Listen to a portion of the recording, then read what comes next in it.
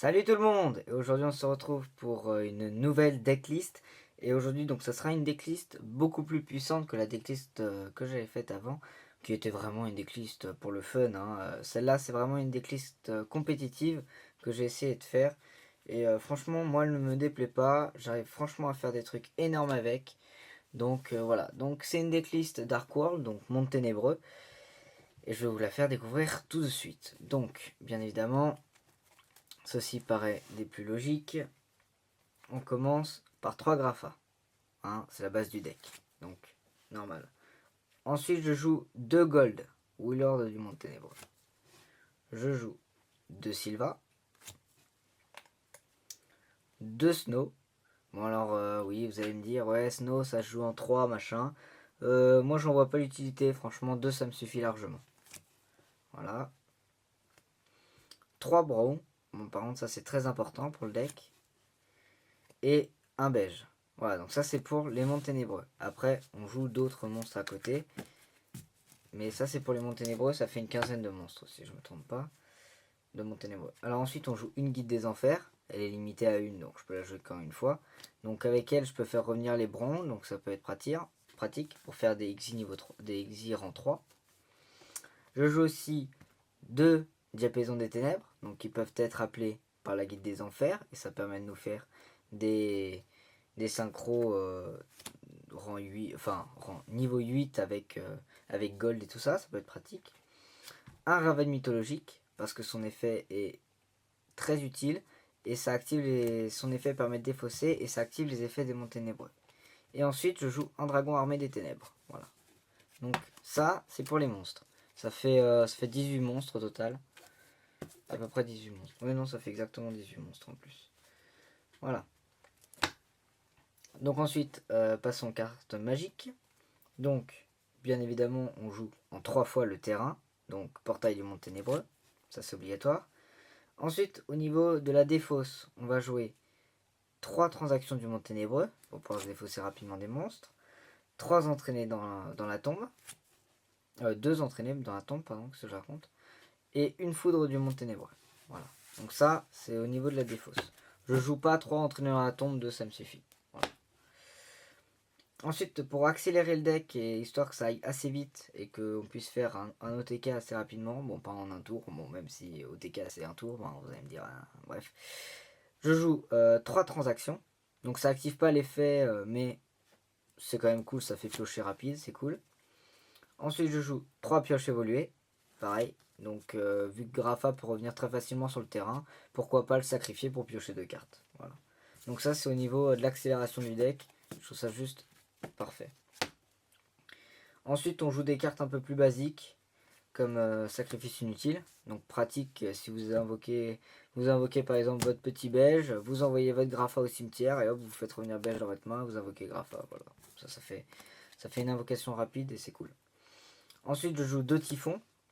Ça nous permet de nous protéger des cartes du style fissure et tout ça, fissure dimensionnelle, histoire que nos monstres soient pas bannis. Et je joue un truc, un staple comme d'hab, trou noir. Voilà, ça je pense que c'est normal de le jouer. Ensuite, on va jouer une chaîne démoniaque. Donc là, on passe au piège. Donc il y a 5 pièges. Donc une chaîne démoniaque pour se protéger des monstres du style brume. Non, comment il s'appelle, enfin, le héros masqué qui nous bannit là, qui est vraiment très très chiant contre ce deck. Ensuite, on va jouer deux paralysateurs de piège. Donc comme ça nous permet d'attaquer sans avoir peur des faces cachées de l'adversaire. Et enfin, on joue une force miroir, donc ça c'est toujours pratique, et un avertissement divin. Voilà, donc ça c'était pour le main deck. C'était pour le main deck et franchement, j'aime bien. Hop, on va poser ça là. Alors, au niveau de l'extra deck, alors on va commencer avec les Xyz. Déjà, je joue le dragon Eriatique du soleil d'Héliopolis, donc un rang 8, donc avec les graphes pratiques. Un numéro 40, poupée des cordes, pareil, donc si vous voulez voir l'effet. Voilà, je vous laisse mettre sur pause. Donc pareil, rang 8. Et notre dernier rang 8, je joue numéro 88, poupée truquée du lion. Donc voilà, si vous avez vraiment aucune autre façon de gagner le duel, vous pouvez gagner grâce à son effet, c'est pratique. Ok, donc ça c'est pour nos rangs 8. Et ensuite je joue 3 rang 3, donc Zeman Automate. Donc ça je pense que ça tout le monde connaît. Un numéro 50, c'est 50, hein. Oui, numéro 50, acide de destruction, golem acide de destruction. Donc il a 3000 d'attaque et c'est vraiment pour shooter l'adversaire rapidement. Et un numéro 20, giga brillant, que je joue beaucoup, parce qu'il permet de booster l'attaque de tous les monstres qu'on a sur notre terrain, dont lui. Et donc ça peut aller très très vite et on peut faire très très mal à l'adversaire grâce à ça. Et ensuite je joue quelques synchros. Donc déjà en niveau 8, je joue le dragon poussière d'étoile. Donc très facile à invoquer, hein, comme je vous ai dit, avec un gold et un diapason, ça s'invoque en 2 secondes. Un dragon rouge arc des monstres, pareil, c'est cool. Voilà, donc ça c'est nos 2 niveaux 8. Ensuite je joue quelques niveaux 7, comme l'ancien dragon féerique. Bon, j'utilise pas beaucoup, mais il peut s'avérer utile dans certains cas. Un dragon rose noir. Donc bah ça c'est juste parfait quoi. Vous l'invoquez, vous détruisez tout sur le terrain et comme vous invoquez plein de choses facilement, et bah hop vous invoquez des mecs derrière et vous attaquez. Un Highlander des ténèbres. Donc je trouve très pratique contre les decks du style